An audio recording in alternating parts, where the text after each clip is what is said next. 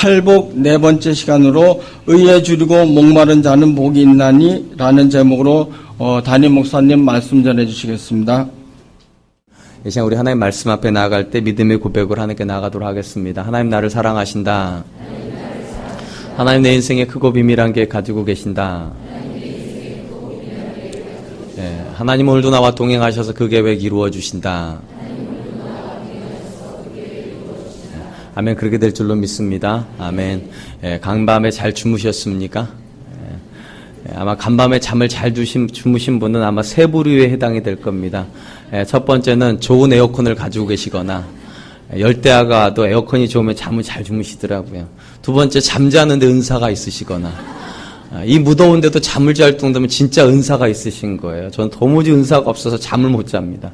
근데 어쨌든 잠의 은사가 있으시거나, 세 번째, 스포츠에 전혀 관심이 없으시거나, 요즘 꼭 중요한 경기가 새벽 3시에 해요. 그래서 잠을 못 주무신다는 분들이 많은데, 그럼에도 불구하고 잘 주무셨다, 잘하셨습니다. 오늘이 주일이니까. 근데 잠을 잘 못 주무셨다, 괜찮습니다. 오늘 제 아내가 나오려고 하는데 그런 얘기 하더라고요. 오늘은 좀 졸아도 이해하라고. 충분히 이해할 마음이 있습니다. 저도 오늘 우리 아이가 꼴이다 이래가지고 깨버렸어요. 그래가지고.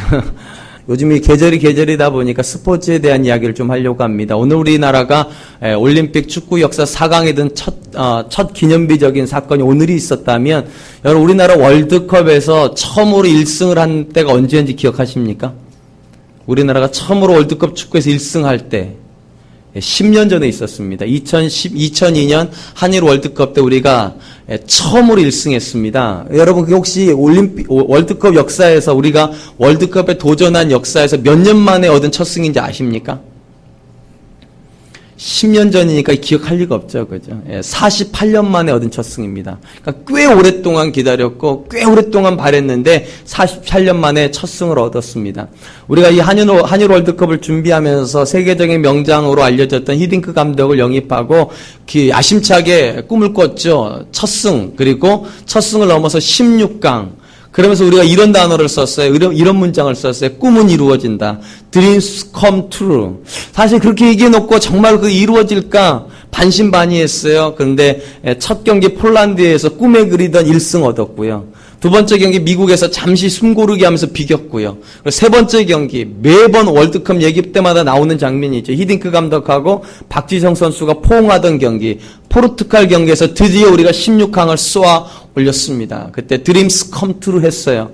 기자들이 득달같이 달려가서 히딩크 감독에게 질문했어요. 만족하십니까? 그때 히딩크 감독이 뭐라고 그랬는지 기억나십니까? 이렇게 얘기했어요. I'm still hungry. 나는 여전히 배가 고픕니다. 이 I'm still hungry라는 말 속에는 여전한 승리에 대한 갈증이 있다는 것이고, 더 높은 것을 바라보고 있다라고 하는 히딩크 감독의 야심이 들어가 있었습니다. 참 놀라운 것은요, 16강도 안 될 줄 알았는데 8강을 넘어서 4강까지 갔어요. 아마 제 생각이 그래요. 제가 이 땅에 살아있는 동안에 또 한 번 한국이 4강 할 수 있을까? 잘 모르겠어요. 이건 기적과 같은 얘기죠. 우리가 흔히 축구의 변방이라고 그러지 않습니까? 축구하면 주로 남미 아니면 유럽이잖아요. 아시아는 변방이죠. 근데 우리나라가 4강 했다. 이거 기적과 같은 일이에요. 왜 그런 일이 이루어졌을까? 저는 이 말 안에서 답을 찾습니다. I'm still hungry. 이 갈증을 느끼는 사람. 이 갈증은요, 사람을요, 상상할 수 없는 일을 하게 만듭니다. 여러분, 어떤 사람이 우물 판다고 그럽니까? 목마른 사람이요. 목이 마르면 이 사람 미쳐버려요.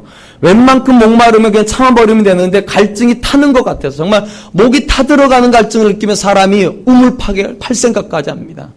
아마도 히딩크 감독에게는 그런 역사를 꿈꿨던 것 같아요. 그 갈증이 있으니까 결국은 한국 축구를 4강의 반열까지 올려놓는 그런 일을 한다는 것입니다. 오늘 우리가 읽은 이 본문 말씀은 이 갈증에 대한 본문입니다. 예수님께서 제자들에게 너희에게도 좀 갈증이 있었으면 좋겠다. 어떤 갈증? 영적인 갈증이요. 이렇게 이야기하셨습니다. 의에 줄이고 목마른 자는 복이 있나니 그들이 배부를 것이며. 여기에 줄인다는 표현, 목마른다는 표현은 다 육체가 느끼는 것들입니다. 뭔가가 안 들어왔을 때, 우리 몸에 음식이 안 들어왔을 때 배가 줄이고요. 우리 목에 물이 들어가지 않을 때 이 목이 타들어갑니다. 이 육체가 느끼는 고통을 예수님이 이 본문에서는 특이하게 영에다가 대입시켰습니다. 우리 육체가 배고파하고 목말라 하는 것처럼 우리 영이 그렇게 배고파하고 그렇게 목말라 한다면 그 사람은 복이 있다는 것입니다. 우리는 우리 주변에서요, 우리 육체적인 갈증을 느끼는 사람들을 제법 만나게 됩니다. 어떤 사람들은 성공의 갈증을 느낍니다. 성공하기 위해서 하루하루를 살아가는 사람들이 있어요. 또 어떤 사람들은 인기의 갈증을 느낍니다. 또 어떤 사람은 부유함의 갈증을 느낍니다. 여러분 개인적으로 이런 사람들 좋아하시는지 안 좋아하시는지 잘 모르겠지만 저는 좋아합니다. 갈증을 하는 사람을 좋아합니다. 제가 좋아하는 이유는 하나예요.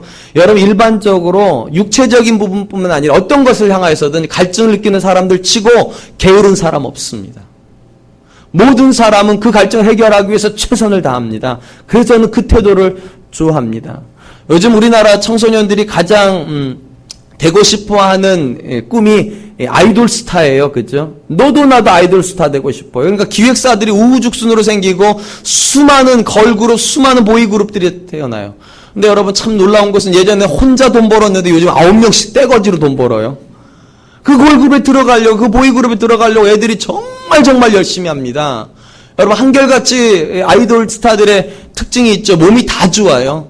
그죠? 몸 쭉 빠져 있고 얼굴 그냥 쫙 이러고, 그죠? 걔네들 왜 그렇게 됐을까? 태어날 때부터 그랬을까요? 아니에요. 하루 밥 먹는 시간 빼고 내내 춤춰요. 내내 노래 불러요. 그 갈증이 있으니까. 아이돌이 돼야 되겠다는 갈증이 있으니까 애들이 안 먹어요. 안 자요. 그래서 그런 몸 만드는 거예요. 여러분 요즘 한류 열풍이 뜨겁다고 그러죠. K-팝 열풍이요. 유럽 애들이 그런 얘기예요. 한국 애들 너무 멋있다고. 다 그런 애들인 줄 알아요. 아니죠. 걔네들만 그런 거죠. 쭉쭉 빠지고 그런 애들이요. 걔네들 얼굴 다 주먹만 해요. 태어날 때부터 주먹만 했을까요? 턱 깎았어요. 여러분 얼마나 고통스럽겠어요. 근데 그거 왜 합니까? 갈증이 있으니까요. 아이돌 스타가 돼야 되겠다는 그 갈증이 있으니까 다 감내해내요.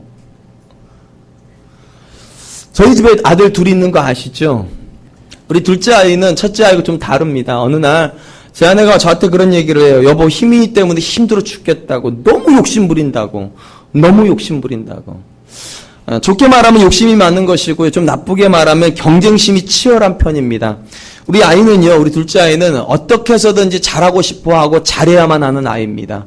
그래서 교회에서 성경 퀴즈 대회라도 할라 치면 제 아내가 아주 미치려고 그럽니다. 애가 엄마를 놔주질 않아요. 문제 냈던 문제 또 내라고 그러고 확인해달라고 그러고 계속 반복하니까 제 아내가 뭐 하나 교회 산다고 그러면 아주 미쳐요. 자기를 닥달하니까. 우리 둘째 아이가 가장 힘들어하는 상황은 학교에서 선생님들이 예고 없이 시험 치는 거. 그러니까 미치려고 그래요. 준비하고 가야 되는데 그래야지 1등 할 텐데 준비를 안 시키고 바로 쳐버리면 자기가 자기 성적대로 하면 1등 못 하거든요. 그러니까 이 아이는 그 너무 힘들어요. 그래서 어느 날 집에 와서 그래요. 선생님이 미쳤대요. 왜 미쳤냐고 그랬더니 말도 안 하고 시험 쳤다는 거 말도 안 하고 말을 해줬어야 준비할 텐데. 우리 둘째 아이가 그런 애예요. 그러니 제 아내 입장에서 참 힘든 아이예요. 왜냐하면 제 아내는 그렇게 목표지향적이지 않아요. 좋은 게 좋은 스타일이에요. 여러분 목표지향적이었으면 저 같은 남자는 결혼했겠어요? 아무리 생각해도 아닐 것 같아요. 목표를 정해놨으면 딱 자기가 생각하는 이상형도 있을 거고 직업군도 있을 거고 배경도 있을 텐데 그런 거 다 안 봤어요. 제 아내는요. 왜냐하면 좋은 게 좋으니까. 그런 사람이에요. 제 아내는 온유한 사람이고요. 웬만하면 져주는 사람이고요. 부부랑 이렇게 팀 먹어가지고 게임을 하죠. 전 절대로 못 이겨요. 당대표. 왜냐면 제 아내는 져주는 게 미덕인 줄 아는 여자고. 전 이겨야 되는 사람이고. 못 이겨요. 그런 사람인데 그런 둘째 아이를 보면 힘들겠죠. 근데 여러분 어떻게 생각하세요? 저도 우리 둘째가 힘들까요? 우리 둘째를 보면 참 힘들까요? 저도요. 보람을 느껴요. 저는요. 저를 닮았어요. 우리 둘째가요. 저도 웬만하면 지고 싶지 않아요. 그래서 우리 큰아이하고도 농구 경기해도 제가 이겨야 돼요. 내 아들인데도 제가 이겨야 돼요. 제가 지면 저도 화가 나요. 그래서 열심히 또 운동해서 다시 한 번 붙어요. 최근에부터 제가 이겼어요. 다시요. 우리 또 첫째가 또 화가 나서 다시 붙자고 그러는데 아직 못 붙었어요. 어쨌든 간에 저는 이렇게 좀 갈증 있는 사람을 좋아합니다. 왜냐하면 그러니까 허실실하면서 흐지부지하게 일하는 것보다야 제 생각에는 그래요. 다부지게 덤벼들어서 끝장을 보는 게 저는 훨씬 좋아요. 물론 지나친 욕심, 지나친 경쟁심은 자신에게 독이 되는 거 맞아요. 그런데 선한 욕심, 선한 경쟁심은 사람을 부추겨줍니다. 힘을 줍니다. I'm still hungry라고 말했던 히든크니까 4강 가는 거지요. 16강에서 만족해버렸으면 16강에서 끝났을 거예요. 오늘 본문에서 예수님께서 목마르고 그리고 배고픈 사람 복이 있다고 말하는 것은 영적인 걸 말하는 겁니다. 그렇다고 해서 여러분 예수님께서 육적인 갈증을 해결하려고 덤벼드는 사람을 정죄하지 않으세요.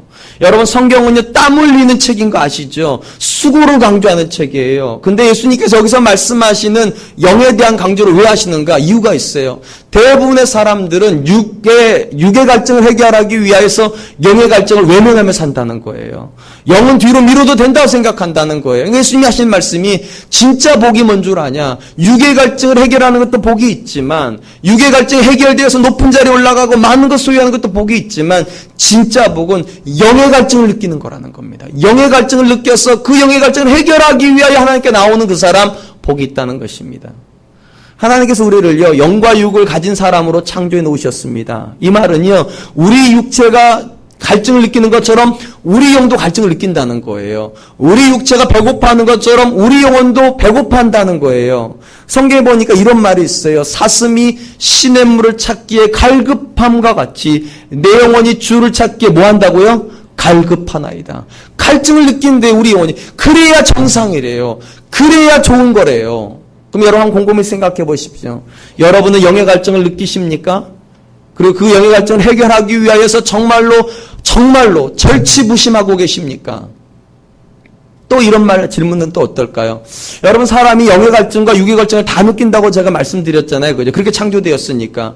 그럼 일반적으로 어느 갈증이 먼저 해결될까요? 사람들은 둘로 어느 쪽 갈증을 먼저 해결하려고 할까요? 육일까요? 영일까요? 아니에요. 급한 거 먼저 해결해요.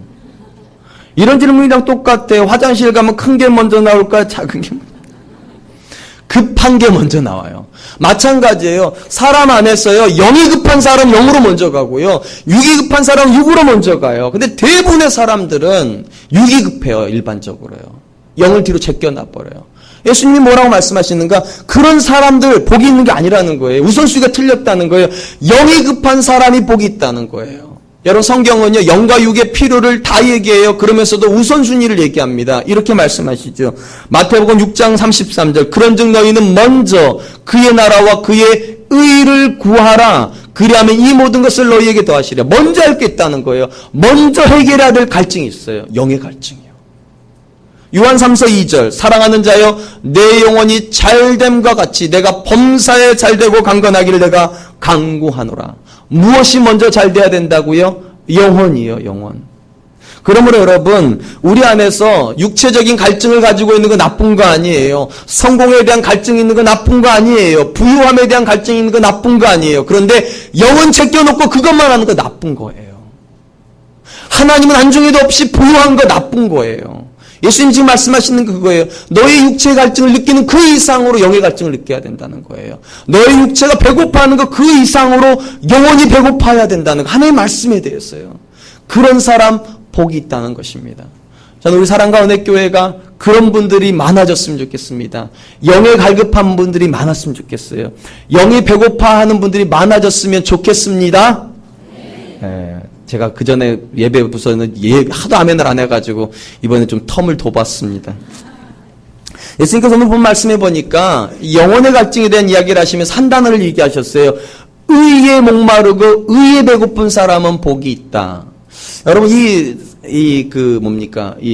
팔복은요 순서가 제가 중요하다고 말씀드렸잖아요. 그래서 지난주에도 순서를 말씀드렸어요. 오늘도 좀 순서를 다시 한번 정리하려고 합니다. 여러분 하나님께서 제일 먼저 복이 있다고 말씀하시는 사람은 심령이 가난한 자였습니다. 그 심령이 가난하다는 것은 절대적인 의존이라고 말씀드렸어요. 그분 없으면 못 산다. 그리고 이것이 당연히 두 번째 복으로 연결된다고 그랬습니다. 그분 없이 못 사니까 그분으로부터 떨어뜨리게 하는 죄에 대해서는 사람은 애통해야 된다. 그리고 애통하는 사람은 조심해야 될 것이 있다고 말씀드렸어요.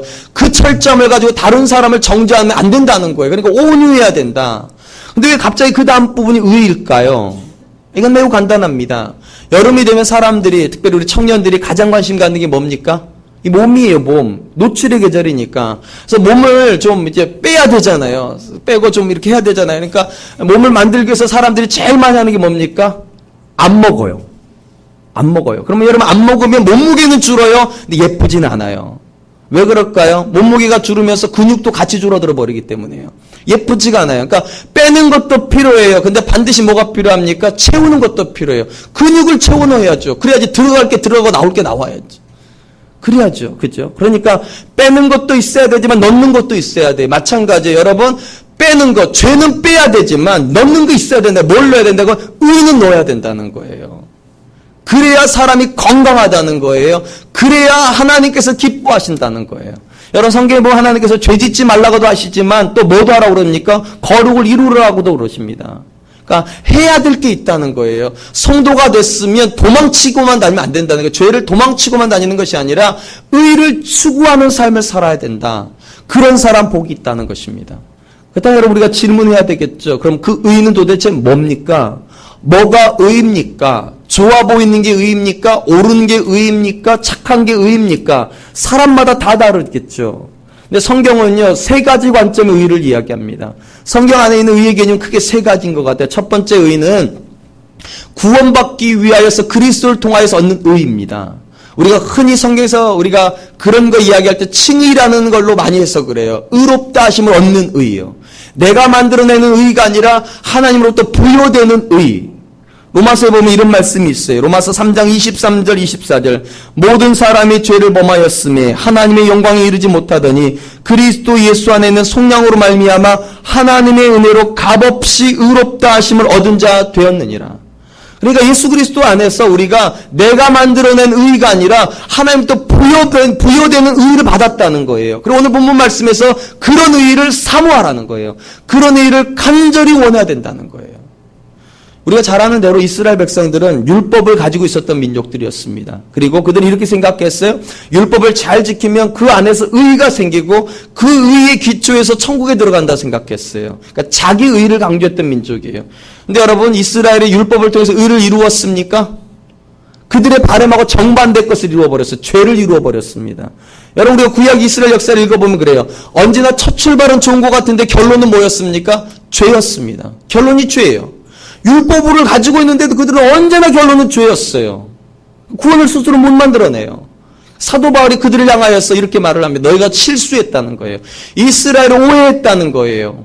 하나님께서 이스라엘 백성에게 율법을 주신 것은 그 율법을 지킴으로 의를 얻게 하기 위함이 아니라 사실은 그 율법을 지킴으로 절망하게 하려고요. 절망하게 하려고. 내가 죄인이라 이 율법을 못 지키는구나. 내가 죄인이라 마음은 원함이 있는데 이게 안 되는구나. 이 절망을 가지고 하나님 앞에 나오라는 거예요. 나와서 하나님 내가 못하겠으니까 하나님 나를 불쌍히 여겨달라고. 자기 절망에 기초하, 자기 절망을 주기 위하여 하나님 율법을 주셨다는 거예요. 그리고 율법을 깨달은 자는 하나님 앞에 나올 거라는 거예요. 그리고 자기 의가 아니라 위로부터 부어지는 그리스도로 말미암아 부어지는 의를 경험하는 사람이 될 거라는 것입니다. 그러므로 여러분 이 본문에 나와 있는 의에 줄이고 목마른다고 했을 때 가장 근본적인 개념이 이것입니다. 자기 절망에 대해서 깨닫는 사람이에요. 자기 절망.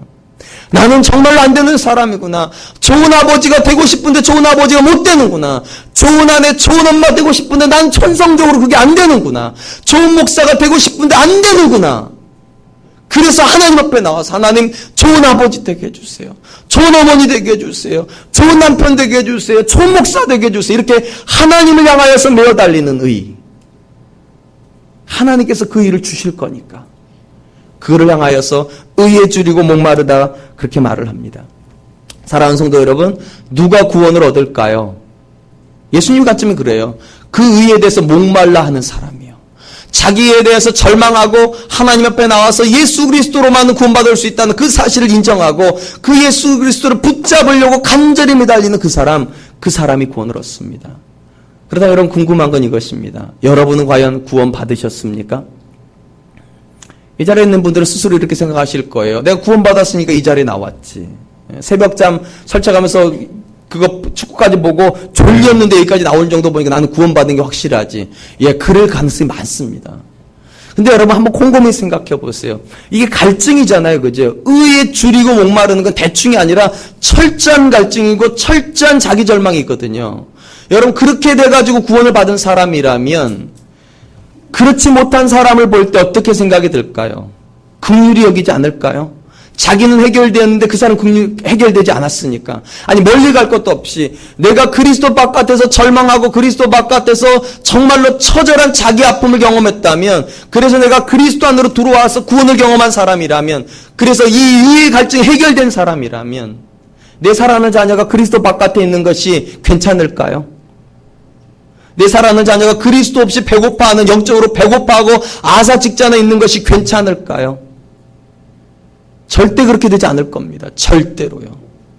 왜냐하면 제가 제 자신을 보아도 그래요. 저는 저희 아버지가 저한테 육체적인 필요를 그렇게 많이 채워주지 못했습니다. 늘 가난했어요. 저는 초등학교 친구가 없어요. 기억나는 친구가 없어요. 중학교 친구도 없어요. 고등학교 친구도 없어요. 대학교 때부터 있어요. 왜냐하면 대학교 때부터 좀 살만했거든요. 만나면 돈을 좀 써야 되잖아요. 쓸 돈이 없는데요. 중학교 때는 어머니 잠바 입고 학교 다녔고요. 고등학교 때는 아버지 잠바 입고 학교 다녔어요. 갈 데도 없고 할 것도 없고 항상 집에밖에 올 수가 없었어요. 그 가난이 전 정말로 싫었어요. 제가 결혼하고 나서 우리 아들들한테 제일 물려주고 싶지 않았던 한 단어 가난이에요. 내가 그 가난에 대한 아픔을 아니까. 그 가난이 얼마나 힘든다는 거 아니까. 전 제 아들한테는 정말로 주고 싶지 않았어요. 공부하고 싶은데 갈 수가 없는, 학원을 갈 수가 없는 그런 거 저는 싫어요. 우리 아이가 공부하고 싶어서 학원 보내고 싶어요. 정말로요. 우리 아이가 뭐 하고 싶으면 해주고 싶어요. 내가 그 가난을 경험했으니까 난 그거 주고 싶지 않아서.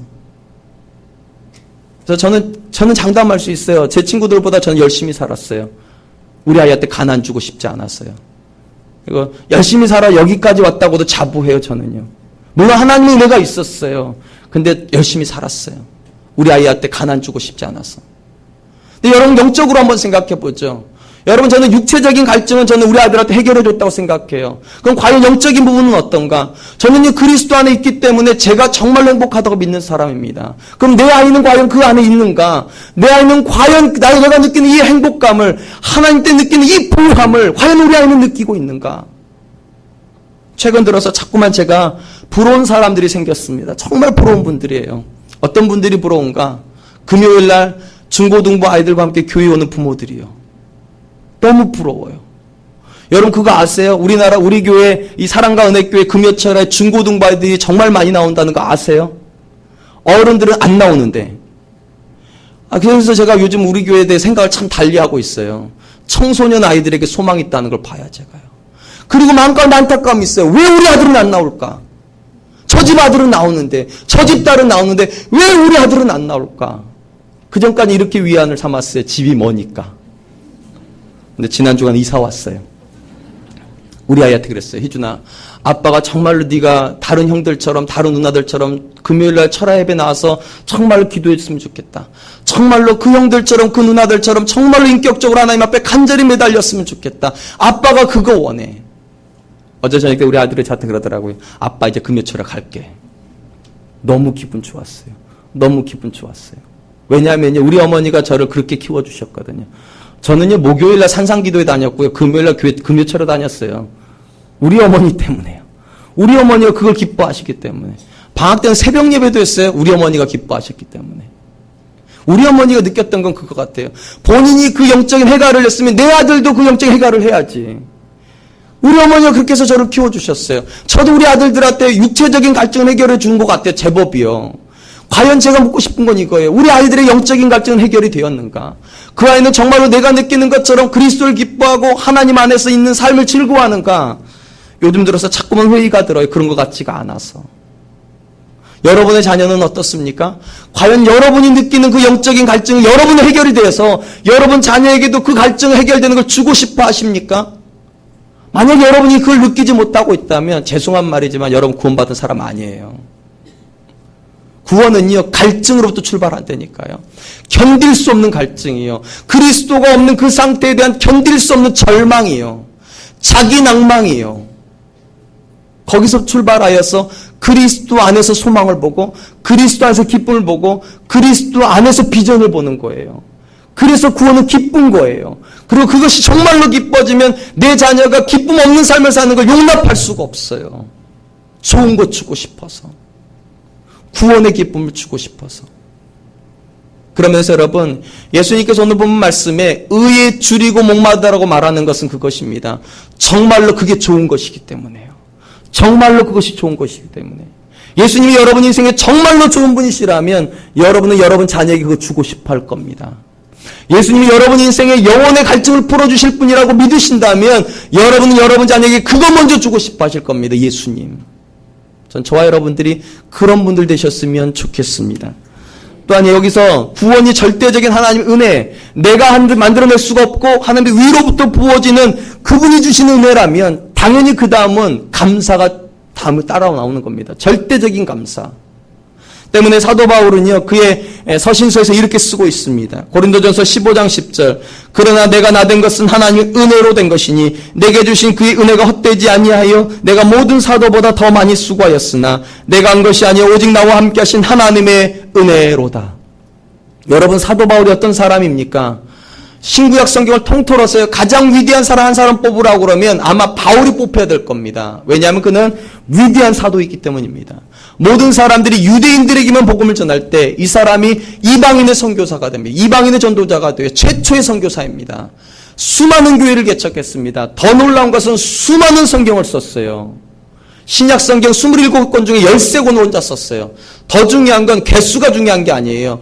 우리의 믿음이 근간이 되는 핵심적인 책은 다 사도 바울이 썼습니다. 믿음을 정리하고 믿음을 요약해주는 모든 책은 다 사도 바울이 썼어요. 위대한 사람이에요. 근데 여러분, 이 사람이 스스로 뭐라고 말합니까? 나의 나된 것은 하나님의 은혜로 된 것이다. 이 말 뒤집어 보면 이런 거예요. 그는요, 철저하게 하나님께 매여 있었던 사람이라는 거예요. 그 하나님을 목말라 했다는 거예요. 그 하나님의 은혜를 목말라 했다고요. 그러다 보니까, 목말라 하다 보니까 선교사가 되었고, 목말라 하다 보니까 교회 세우는 사람이 되었고, 목말라 하다 보니까 성경 쓰는 사람이 되었다는 거예요. 사랑하는 성도 여러분, 여러분은 무엇에 목말라 계십니까? 물질에 목말라하는 거 제가 정죄하는 거 아니에요. 성공에 목말라하는 것도 정죄하지 않아요, 제가요.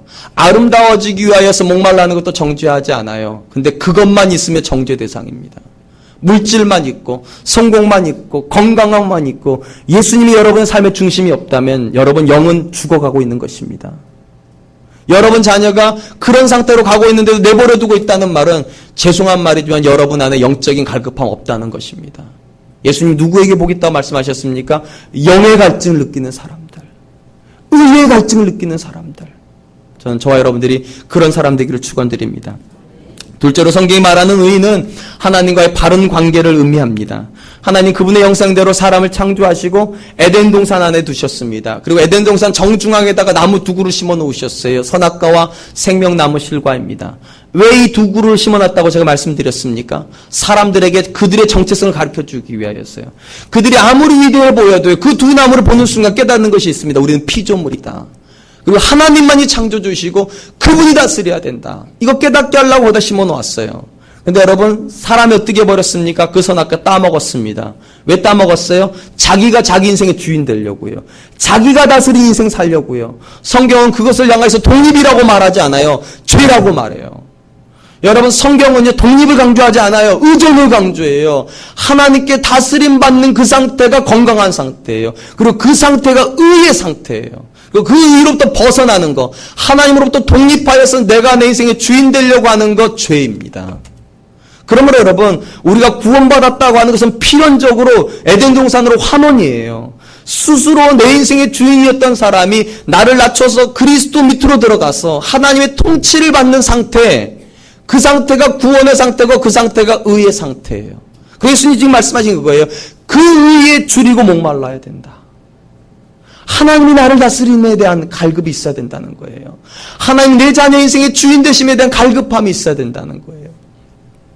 여러분이 언제 구원받았는지 잘 모르겠지만 여러분이 영접기도를 하신 분이라면 이 영접기도를 하셨을 겁니다. 우리가 예수님을 내 마음 가운데 모셔드릴 때 크게 두 가지 고백을 하게 돼요. 첫 번째 고백이 뭡니까? 구주에 대한 고백이에요. 예수님이 나의 죄를 위해서 죽어주시고 십자가에서 부활하셨음을 내가 믿습니다. 이 구주에 대한 고백이 있어요. 두 번째 고백이 있어요. 주님에 대한 고백이에요. 그 주님이 내 인생의 주인이십니다. 이제는 내가 사는 것이 아니라 내 안에 그리스도가 사십니다. 이 두 가지 고백이에요. 첫 번째 것은 앞에서 했어요. 두 번째 고백이 지금 고백이에요. 하나님이 나를 다스려야 돼요. 예수 그리스도를 통하여서. 이것이 의라는 것을요, 우리는 단어만 보다 정확하게 알 수 있어요. 여러분, 그 한자어에서 이 의를 쓸 때 어떤 단어를 씁니까? 오를 의자를 써요. 이 오를 의자는 두 단어의 합성어라고 제가 말씀드렸죠. 양양자하고 나아자의 합성어예요. 이 합성이 될 때 순서가 중요해요. 뭐가 위로 올라가야 됩니까? 양이 위로 올라가야 돼요. 성경적인 어린 양 예수님이 위에 있고 내가 그 밑에 있는 상태가 의예요. 예수님이 나를 다스리고 있는 상태가 의의 상태라는 말이에요. 그래서 여러분 곰곰이 생각해 보십시오. 여러분의 삶은 정말로 하나님이 다스리고 계십니까? 여러분의 삶은 정말로 그리스도 안에 있습니까? 그 상태를 벗어나는 걸 성경은 독립이라고 말하지 않는다니까요. 죄예요. 그리고 그 상태로 돌아오는 상태가 의예요. 그리고 오늘 본문에서 예수님이 말씀하시는 건 그 상태를 열망해야 된다는 거예요. 내가 주님 안에 있기를, 내 자녀가 주님 안에 있기를, 우리 가정이 주님 안에 있기를, 그걸 열망하는 것이 복이 있다. 로마서에 보면 이런 말씀이 있습니다. 로마서 5장 21절. 이는 죄가 사망 안에서 왕노릇한 것 같이 은혜도 또한 의로 말미암아 왕노릇하여 우리 주 예수 그리스도로 말미암아 영생에 이르게 하려 함이라. 하나님께서 우리를 구원해 내실 때요, 죄가 왕노릇하는 인생에서 뭐가 왕노릇하는 인생으로요? 은혜가 왕노릇하는 인생. 이 은혜의 본질은 뭡니까? 하나님이에요, 하나님. 그러니까 죄가 왕이었던 인생에서 하나님이 왕의 인생으로 전환. 그걸 성경이 구원이라고 말한다고요. 그리고 이렇게 전환이 돼야지만 성숙이 일어납니다. 사도 바울이 그의 영적인 아들인 디모데에게 이렇게 편지합니다. 디모데전서 4장 7절 15절입니다. 망령되고 허탄한 신화를 버리고 경건에 이르도록 내 자신을 연단하라. 여러분 어떻게 연단하는 겁니까? 어떻게 하는 게 연단하는 겁니까? 아주 간단해. 사도 바울이 이런 표현을 썼어요. 내 자신을 쳐서 복종시킨다. 내가 주인이려고 하는 이 교만함을 쳐가지고 그리스도에게 끊임없이 낮추는 거. 그렇게 해야지만 경건이 된다는 거예요. 그리고 또 이렇게 얘기합니다. 이 모든 일에 전심전력하여 너의 성숙함을 모든 사람에게 나타내게 하라. 여러분 사도 바울이 지금 디모데에게 성숙을 드러내랍니다. 전심전력해서. 어떻게 성숙이 됩니까? 예수님께 이렇게 말씀하셨어요. 아무든지 나를 따라오려거든 자기를 부인하고 그래야지만 따라가진다는 거예요. 그리고 따라가야지만 성숙해져요. 왜냐하면 성숙의 본질이 그리스도를 닮아가는 거니까. 그러므로 여러분 자기 부정이 없는 성숙 없어요. 자기가 자기를 다스리면 절대로 사람은 성숙해지지 않아요. 그리스도가 나를 다스려야 돼요. 그리고 그리스도가 나를 다스리기 위해 내 자신을 쳐서 복종시켜야 돼요. 그런 상태가 의에 줄이고 목마른 거예요. 사랑하는 성도 여러분, 여러분 인생에서 어떤 고백이 있습니까? 어제의 신앙으로 오늘을 버티고 지난주의 신앙이 오늘이 되는 그런 신앙입니까? 사도 바울이 그렇게 말하지 않았어요. 신앙을 유지하라고 말하지 않았어요. 성숙하라고. 전심전력까지 너의 성숙